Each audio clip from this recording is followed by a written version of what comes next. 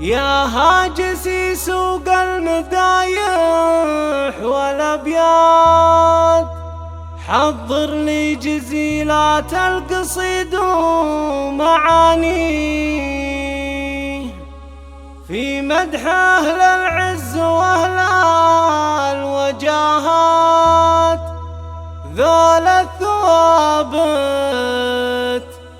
ذول الثوابت كل مجد تعالي.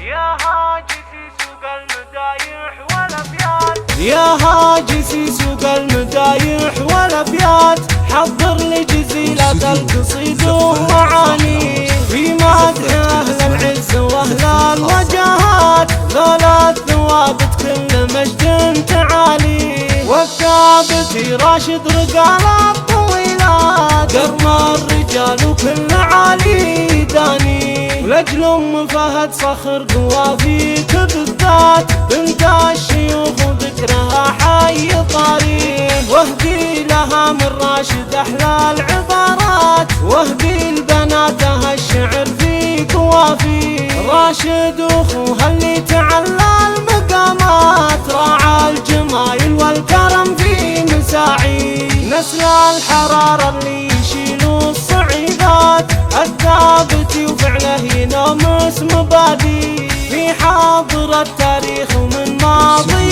فات. مجد الثوابت يشهده قاصي وداني، وفهد اللي تحتمي للجزيلات، بالخير تزهى صيته الطيب يحاكي.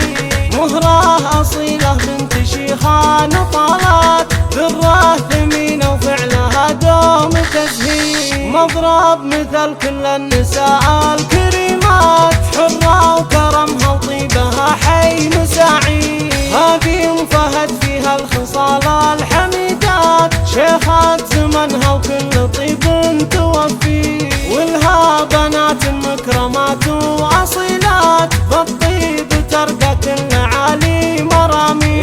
حشمة وحلا بأخلاقهن معتنيات، بوصافهن والزين محدن يضاهي.